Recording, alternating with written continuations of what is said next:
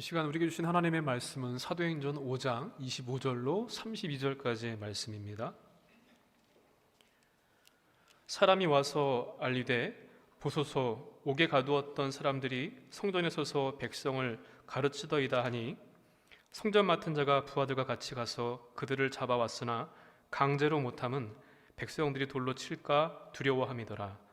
그들을 끌어다가 공의 앞에 세우니 대제사장이 물어 이르되 우리가 이 이름으로 사람을 가르치지 말라고 언금하였으되 너희가 너희 가르침을 예루살렘에 가득하게 하니 이 사람의 피를 우리에게로 돌리고자 함이로다. 베드로와 사도들이 대답하여 이르되 사람보다 하나님께 순종하는 것이 마땅하니라. 너희가 나무에 달아 죽인 예수를 우리 조상의 하나님이 살리시고 이스라엘에게 회개함과 죄사함을 주시려고 그를 오른손으로 높이사 임금과 구주로 삼으셨느니라. 우리는 이 일의 증인이요 하나님이 자기에게 순종하는 사람들에게 주신 성령도 그러하니라 하더라. 아멘.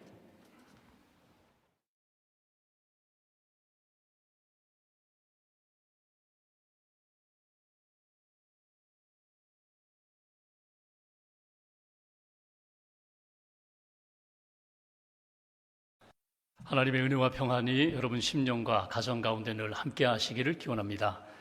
2004년도에 나온 알렉산더라는 영화가 있습니다. 이 영화는 알렉산더 대왕의 일대기를 그린 역사 영화입니다.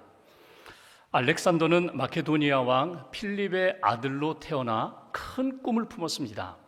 온 세상, 온 세계를 하나의 제국으로 통일시키는 꿈을 꾸고 20살에 왕위에 오르게 됩니다. 그리고 그의 꿈대로 하나씩 정복해 나가기 시작합니다. 그리스, 페르시아, 인도, 큰 나라, 큰 대륙을 정복하면서 그의 이름이 유명해지기 시작합니다. 그런 그가 주전 323년 33살 젊은 나이로 숨을 거두게 됩니다. 영화를 보면 알렉산더 대왕이 세상을 떠나는 장면이 그려져 있습니다. 알렉산더가 침대에 누워있고 그를 따르는 장군들, 신하들이 그 주변에 모여서 알렉산더의 유언을 듣고자 합니다. 알렉산더여, 당신은 나라를 누구에게 물려주시겠습니까? 제발 후계자를 말씀해 주십시오. 유언을 요구합니다. 후계자를 요구합니다. 지명해달라는 것입니다. 그러나 알렉산더는 끝내 지목하지 않았습니다. 후계자를 지목하지 않았고 유언을 남기지 않고 숨을 거두고 맙니다. 그 이후에 그가 죽자 그 광대한 제국이, 그가 정복했던 땅들이 나누어지게 됩니다. 그리고 시간이 지나서 로마 제국에 결국 흡수돼 버리고 맙니다. 알렉산더가 왜 유언을 남기지 않았을까? 왜 후계자를 세우지 않았을까? 아마도 자기가 이루었던 그 큰 제국, 그 뒤를 이어서 그 통치하고 이끌어갈 만한 제목이 그의 눈에, 그의 마음에 들어오지 않았을지도 모릅니다. 예수님이 이 땅에 오셔서 33년의 삶을 사셨습니다. 예수님이 사시는 동안 여러분 아시는 대로 그분에게는 변변한 소유가 없었습니다. 땅도 집도 재산도 없었습니다. 조직도 변변치 않았습니다. 12명의 제자들이 있고 따르는 무리들이 있었지만 그렇게 아주 탄탄한 조직력을 갖추지도 못했습니다. 책이나 글을 남기지도 않으셨습니다.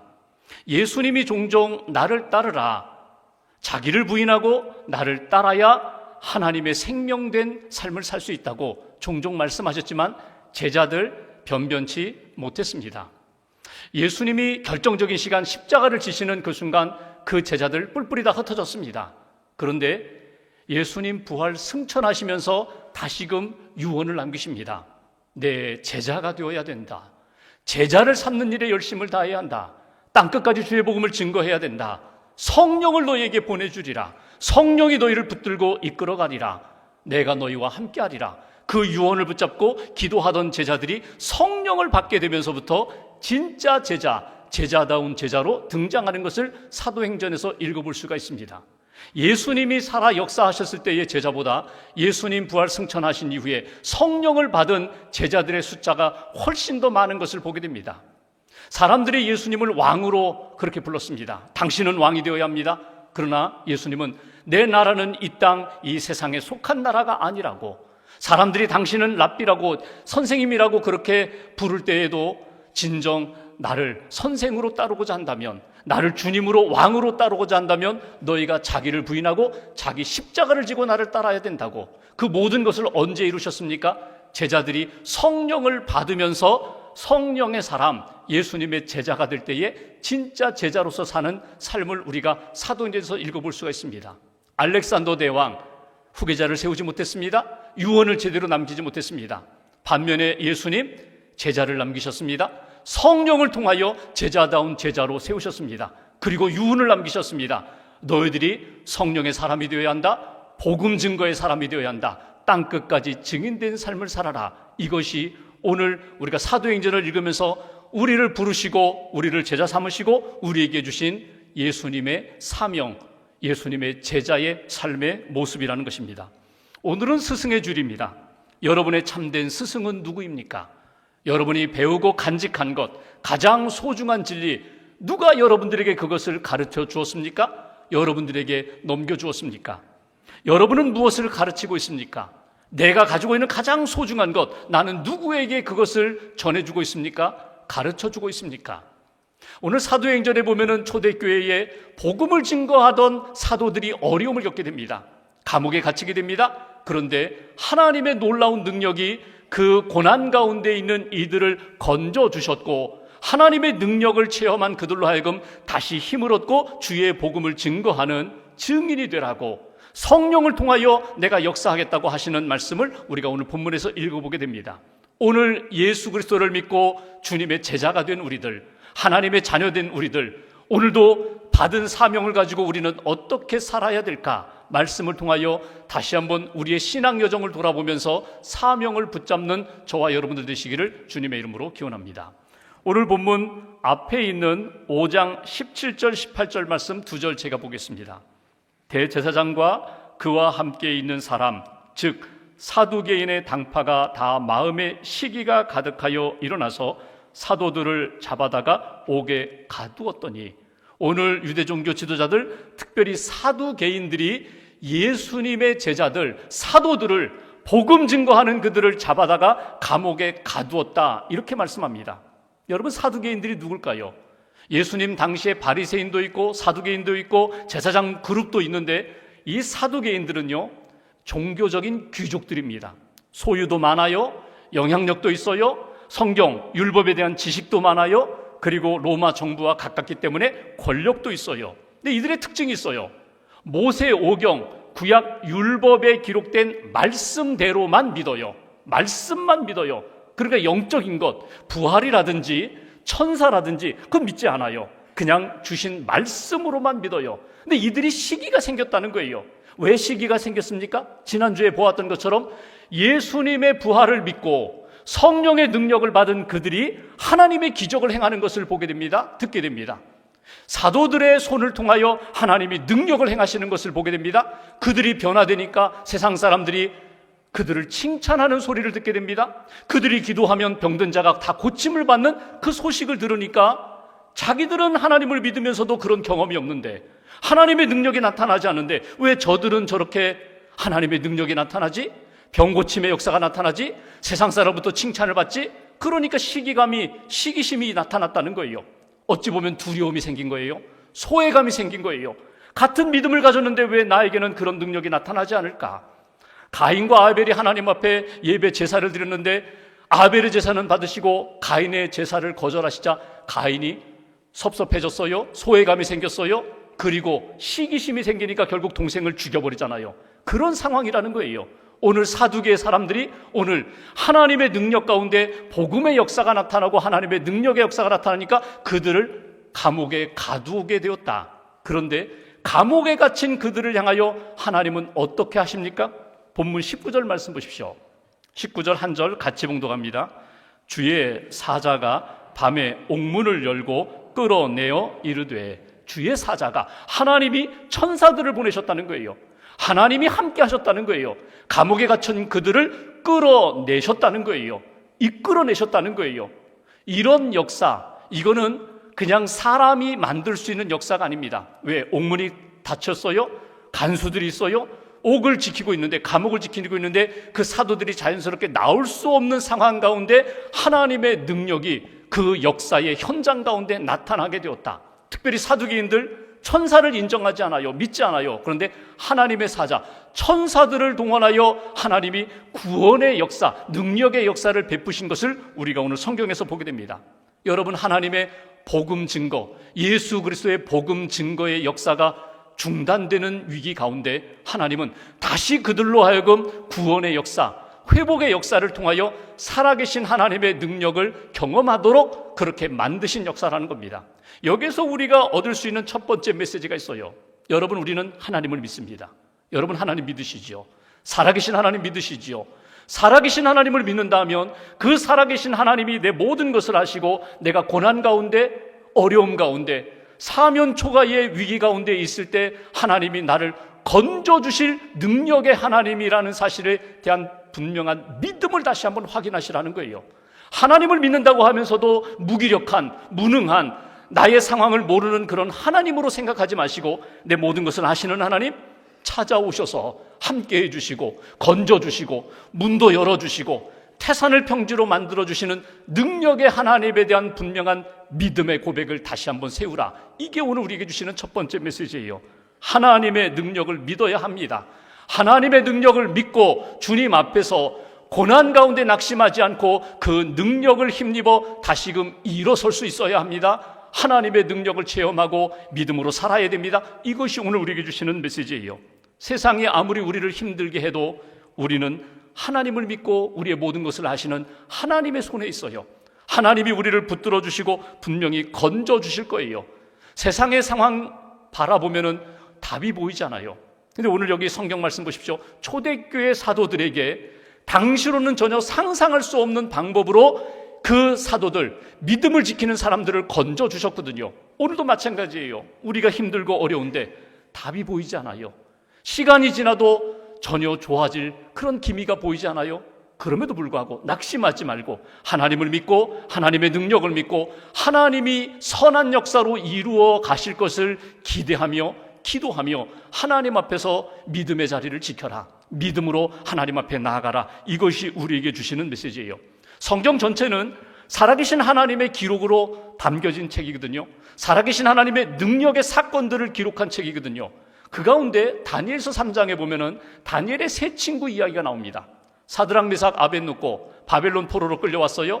느부갓네살 왕이 금신상을 만들어 놓고 모든 사람들 여기에 절해야 한다고, 절하지 않으면 풀무불에 던져버리겠다고. 그런데 사드락, 메삭, 아벳느고 하나님 외에 다른 신에게 내가 절할 수 없다, 우상 숭배할 수 없다 거절했어요. 너희들 거절하면 풀무불에 던진다고 해도 살아계신 하나님이 우리와 함께 하실 것이다, 우리를 건져주실 것이다. 설사 그리 아니하실지라도 우리는 절할 수가 없다. 왜? 우리는 방법을 모르지만 분명히 하나님이 우리를 버리지 않으신다는 믿음이 있기 때문에 그 우상 앞에 절하지 않았어요. 실제로 풀무불에 이 세 젊은이가 던져집니다. 7배나 더 덥게 해서 열을 가하여 풀무불에 태워 죽이려고 했는데 성경은 어떻게 기록하고 있습니까? 세 젊은이가 풀무불에 던져졌는데 넷이 그 안에서 함께 있었다고. 머리카락 상하지 않고 그 젊은이들이 구원받는 역사를 보게 됩니다. 하나님이 함께 하세요. 여러분, 가장 힘들고 어려운 문제가 뭐예요? 지금 내가 해결하기 어려운 문제가 뭐예요? 나 홀로 있는 것 같은데, 사람들 떠나고 고독하고 참 힘든 시간을 보내는 것 같은데, 살아계신 하나님에 대한 믿음의 고백, 하나님의 능력에 대한 믿음으로 고백하며 나아갈 때 하나님 우리 안에 오신다는 거예요. 붙들어 주신다는 거예요. 함께 하신다는 거예요. 초대교회 복음을 전하다가 고난 가운데 있었던 사도들을 붙들어 주시고 건져 주신 하나님, 오늘 우리 삶의 현장에 오셔서 우리를 건져 주시는 그 하나님의 능력을 믿고 그 능력 안에 하나님의 역사를 체험하는, 하나님의 은혜를 체험하는 저와 여러분들 되시기를 주님의 이름으로 기원합니다. 두 번째 20절 말씀 한 절 같이 봉독합니다. 가서 성전에 서서 이 생명의 말씀을 다 백성에게 말하라 하매. 건져 주셨어요. 하나님이 사자들을 보내셔서 그들을, 사도들을 옥에서, 감옥에서 건져 주셨어요. 그리고 하시는 명령, 말씀입니다. 20절 다시 보십시오. 가라, 성전에 서라, 이 생명의 말씀을 백성에게 말하라. 여러분, 이 말씀 여러분 어떻게 받아들이세요?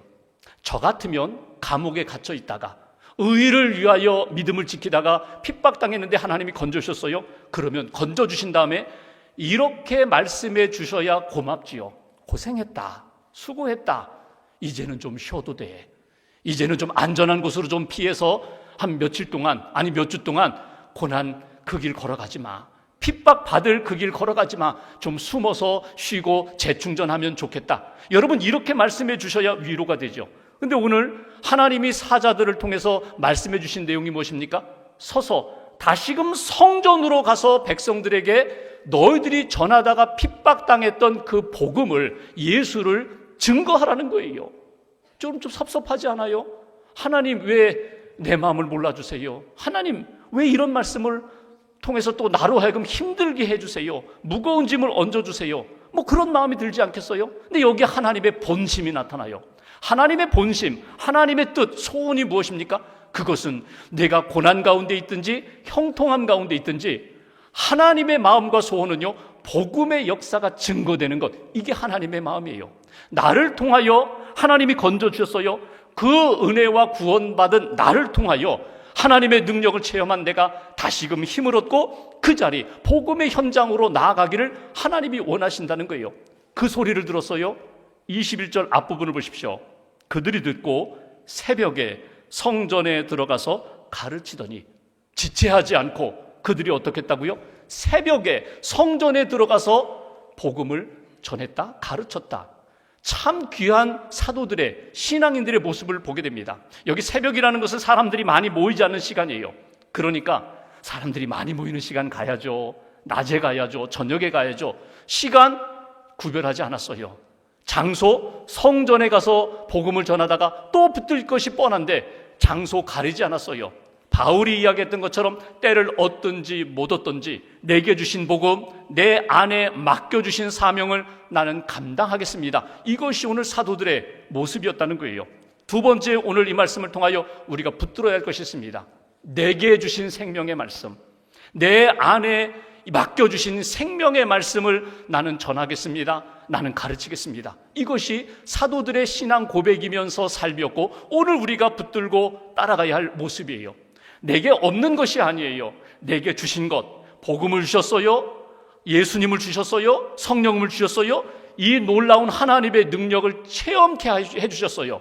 내게 주신 것을 가지고 나는 생명의 복음, 생명의 말씀을 전하겠습니다. 가르치겠습니다. 그들이 전한 복음이 무엇일까요? 오늘 말씀 가운데 보면 30절, 31절, 32절에 보면은 예수 그리스도의 복음을 말해요. 예수님의 십자가, 예수님의 부활, 예수님이 약속하신 성령. 여러분, 너희가 예수를 십자가에 못 박았다, 그 얘기 뭐예요? 우리 모두가 다 죄인이라는 거예요.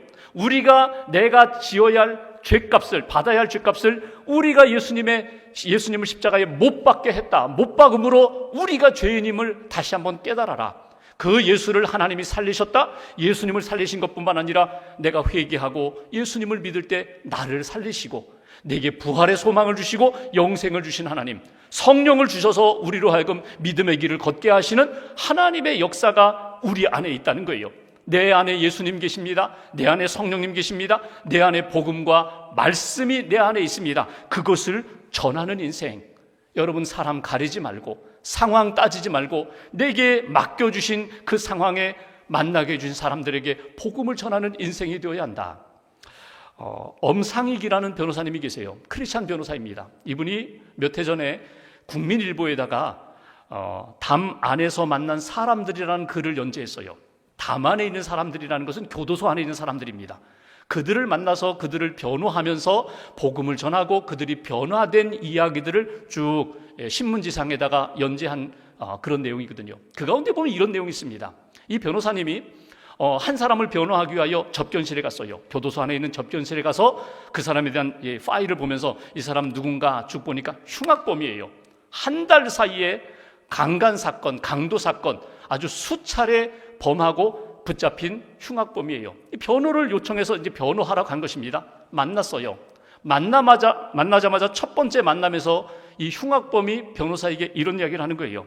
공소 사실 중에서 성폭행 7건 그리고 강도 사건 한 건은 부인하려고 합니다. 변호사님 어떻게 생각하세요? 이 변호사가 이야기합니다. 이거 다 경찰 조사, 검찰 조사로 다 드러나는 건데 어떻게 속입니까? 어떻게 감출 수 있습니까? 그랬더니 이 사람이 이런 이야기를 하는 거예요. 그거 내가 그 강도 사건은 그 사람 술 주정뱅이 술 취한 사람 내가 벽돌로 쳐서 그렇게 이렇게 쓰러뜨린 사람이기 때문에 그 사람 나 얼굴 기억 못 한다고, 증거 없다고. 강간 사건 가운데 그 7건은 그건 술집에 있는 여자들 그 사건이기 때문에 그들은 나를 지목하지 않을 거라고, 그들은 나를 모른다고. 그러니 7건, 1건, 8건은 묻어두고 갑시다. 변호사님 어떻게 생각하냐고. 그 이야기를 듣는데 막 속에서 화가 막 치밀어 오르는 거예요. 이런 나쁜 놈이 있나? 이런 흉악한 강도가 있나? 그러면서 그를 향해서 직접적으로 그렇게 이야기합니다. 이 사람아, 내가 자네 같은 강도놈까지 내가 변호해야 되는가? 내가 당신 같은 나쁜 놈을 내가 변호해야 된단 말이야? 전혀 뉘우침도 없고 자기의 잘못도 모르고 뻔뻔한 놈, 잔머리만 굴리는 놈, 내가 당신 같은 사람을 변호해야 돼? 이 나쁜 놈, 이 날강도, 이 강도 같은 놈, 아니 이 아주 흉악한 강도, 막 욕설을 퍼부었어요. 그리고 돌아왔어요. 며칠 지났는데 편지가 한 통 왔어요. 그 강도가 그 교도소에 있는 편지지에 볼펜으로 꾹꾹 눌러 쓴 편지가 왔어요. 그 내용은 이런 것입니다. 변호사님한테 진짜 강도라는 소리를 듣고 그날 밤 화가 나서 잠을 못 잡았습니다. 출소하면 내가 반드시 그 변호사 복수하리라 굳게 결심했습니다. 그러다가 며칠 시간이 지나면서 곰곰이 생각해 봤습니다. 생각해 보니까 저 진짜 강도 맞습니다. 나쁜 놈 맞습니다. 그것 때문에 자기 삶을 포기하고 더 흉악한 죄에 계속해서 빠져들어갔던 것입니다.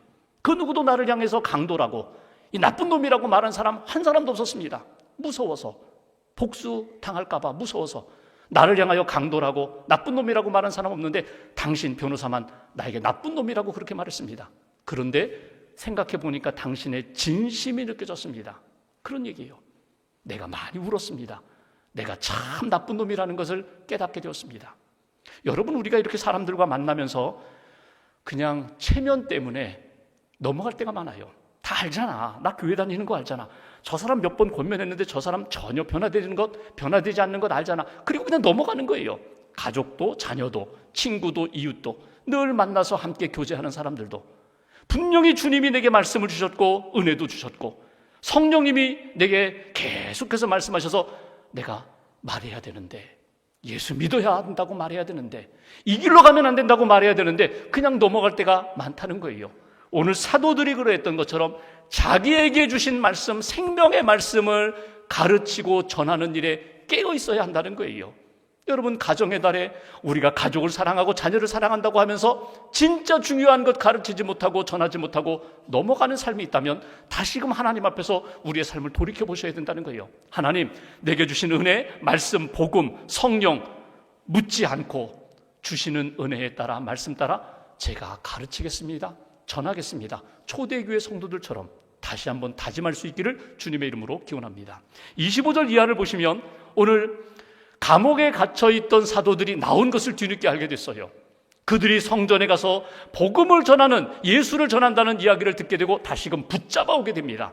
그리고 이 공회에서 재판을 해요. 공회에서 다시금 신문을 하면서 문책을 해요.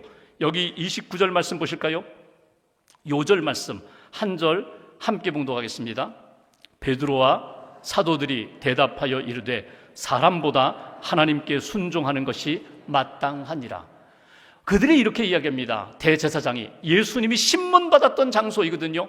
그런데 비겁했던 베드로가 담대하게 이야기합니다. 우리가 사람의 말을 들으랴 하나님의 말을 들으랴, 사람을 두려워하랴 하나님을 두려워하랴. 우리는 하나님을 두려워하리라.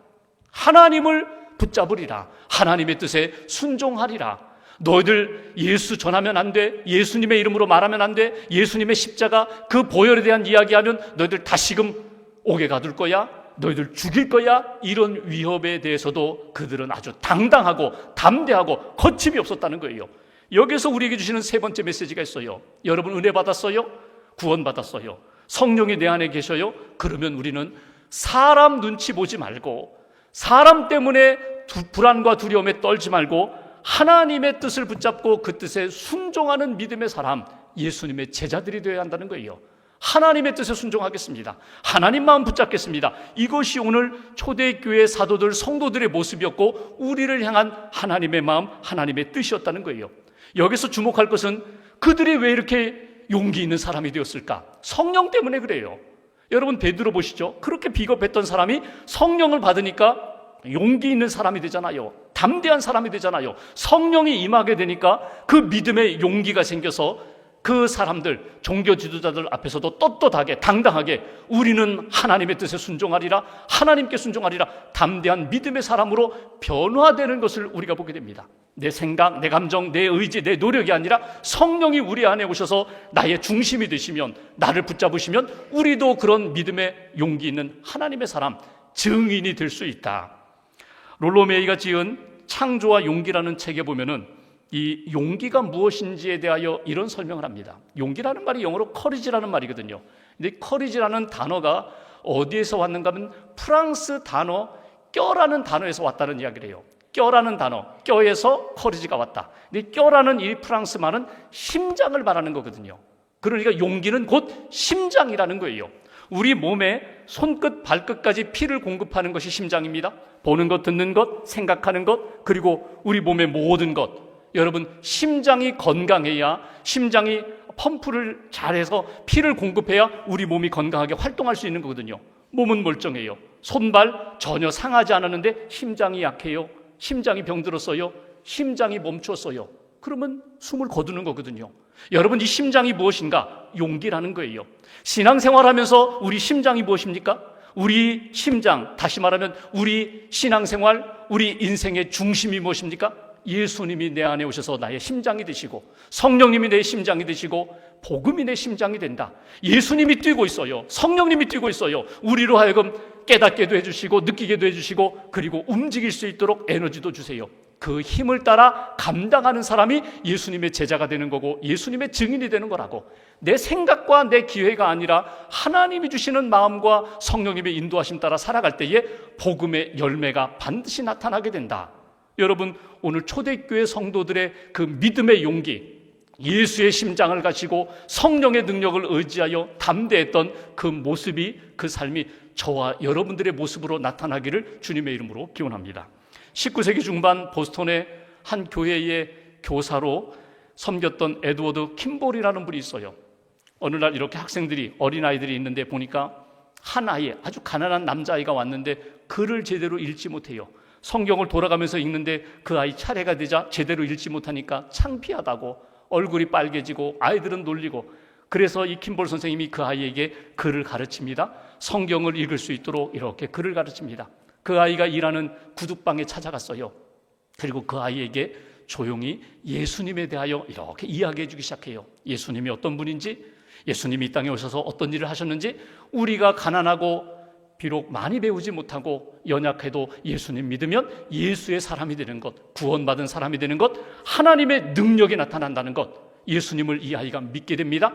예수님을 믿고 예수님을 의지하니까 성령의 사람이 돼요. 성령 충만해지고 하나님이 주시는 능력으로 이렇게 주의 사역을 감당해요. 이 사람이 여러분 잘 아시는 드와이트 무디 목사님이거든요. 킴볼 선생님이 한 영혼을 사랑하며 기도하며 복음을 전해주었더니 그 복음이 들어가고 예수님 들어가고 성령이 들어가니까 큰 사역을 감당하는 위대한 복음 전도자가 되었거든요. 근데 무디 선생님이 그렇게 유명해지기 전에 예수님 믿고 성령님 의지하면서 그분이 늘 꿈꾸었던 것이 있어요. 그건 뭐냐면, 주님, 저는 가진 것이 없어요. 배운 것이 없어요. 연약하지만 내 안에 계신 예수님을 나는 소개할 때마다, 예수님을 증거할 때마다 이 예수님의 은혜와 역사가 저 영혼에도 들어가기로 합니다. 저 영혼도 구원받기로 합니다. 그렇게 기도하고 복음을 전하면 정말 예수 믿는 사람들이 생기는 거예요. 어떤 날에는 그냥 아이들 앞에서 쭉 이야기를 했더니 18명 아이들이 동시에 예수님을 믿는 그런 은혜와 기적을 경험하거든요. 마음에 딱 하나 결심을 했어요. 내가 하루에 한 번 이상 전도하지 않으면 잠들지 않으리라. 그러니까 적어도 하루에 한 번은 누구에게든지 예수님에 대한 이야기를 하면서 그는 평생 살았거든요. 어느 날 잠들기 전에 생각해 보니까 오늘 바빠서 전도를 못했어요. 그래서 그 밤에 다시 옷 갈아입고 밖으로 나갔습니다. 막 비가 쏟아지는데 여기에 무슨, 이 밤중에 무슨 사람이 지나갈까? 근데 한 사람이 우산 쓰고 지나갑니다. 빗속을 달려가서 우산 속으로 들어갔어요. 아유, 죄송한데 우산 좀 같이 쓸 수 있겠느냐고. 그러라고. 그때 이 무디가 그분에게 이런 이야기를 합니다. 이렇게 비가 오면 우리는 우산으로 피합니다. 인생의 폭우가 쏟아질 때 선생님은 어디로 피하십니까? 그 질문을 받고 이 사람이 가만히, 인생의 폭우가 쏟아질 때, 폭풍이 불 때 나는 어디로 피할까? 그때 무디가 이야기합니다. 예수님이 피난처가 되십니다. 금방 예수님을 영접했어요. 예수님이 피난처가 되십니다. 여러분, 우리가 인생을 살아가면서 준비된, 우리가 전도 훈련을 하고 기도를 많이 하고 준비된 영혼에게 복음을 전할 수도 있어요. 그러나 뜻하지 않은 시간에 갑자기 처음 만난 만남에서 복음의 증인으로 설 수 있어요. 준비되어 있는 인생. 주님, 나는 내 안에 계신 예수님, 하나님의 뜻을 따라 나는 누구를 만나든지 복음의 증인으로 살겠습니다. 하나님의 능력이, 생명의 능력이 반드시 그 전도 현장에 나타날 줄 믿습니다. 믿음을 가지시라는 거예요. 그리고 여러분, 실습해 보세요. 실제로 복음을 전해 보세요. 내가 놀랍니다. 나는 참 부족한데 예수 그리스도의 복음이 얼마나 큰 능력이 있는지를 여러분 경험하게 된다는 거예요. 말씀을 마무리하면서 성령 충만한 베드로와 사도들이 하나님의 능력을 경험하게 됩니다. 그들이 가지고 있는 예수 그리스도의 생명의 복음을 담대하게 증거하게 됩니다. 그 놀라운 역사가 여러분 가정과 삶의 현장에서 한 주간 동안 내가 살아가는 동안 하나님이 만나게 해주신 그 영혼을 품고 사랑하며 기도하며 복음을 증거할 때 하나님이 어떻게 역사하시는가 체험할 수 있는 그런 은혜가 있기를 주님의 이름으로 기원합니다. 기도하겠습니다. 오늘 말씀 붙잡고 우리가 함께 기도하면 좋겠습니다. 여러분이 붙잡고 있는 가장 소중한 것, 진리는 무엇입니까? 여러분이 받은 복음, 받은 말씀, 받은 은혜는 무엇입니까? 누구로부터 그 복음을 들었습니까? 여러분은 그 복음을 누구에게 전하고 있습니까? 나누고 있습니까? 복음 안에서 아름답게 살고 계십니까? 오늘 초대교회 사도들이 고난 가운데에서 하나님의 능력을 경험하고 다시금 그 능력 체험으로 복음을 증거하고 예수 그리스도의 증인으로 살았던 것처럼 우리 인생도 그런 인생 되게 해달라고 오늘 말씀 붙잡고 마음 모아서 함께 기도하겠습니다.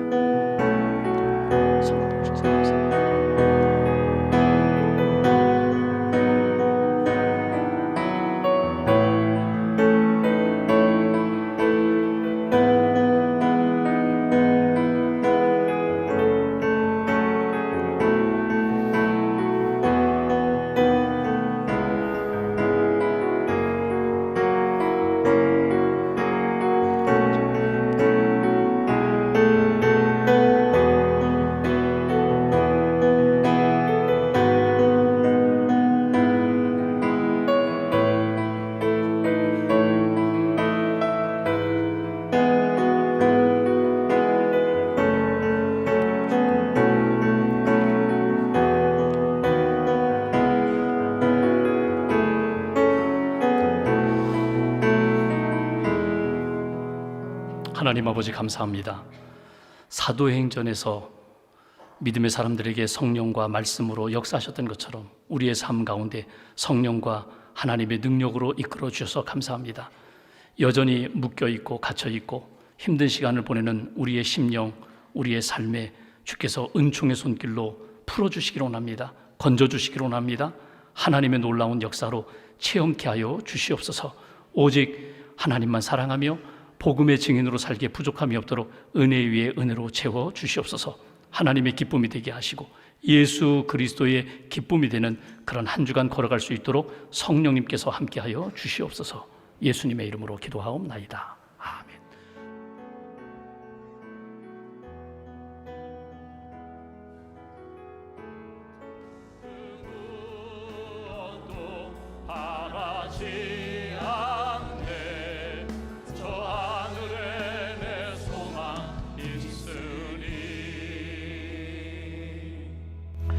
이제는 우리 인생의 길과 진리와 생명 되신 예수님의 은혜와 우리가 기도할 때 응답해 주시고 또 건져 주시고 능력의 팔로 붙들어 주시는 하나님 아버지의 무한하신 사랑하심과 복음의 증인으로 살아갈 수 있도록 끊임없이 도우시는 성령님의 감화와 감동하심이 하나님 앞에 예배드리고 세상을 향하여 나아가는 성도님들과 가정과 일터와 주님의 몸된 교회 위에 이제부터 영원까지 함께 하시기를 간절히 축원하옵나이다.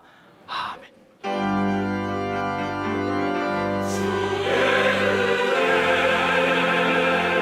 주의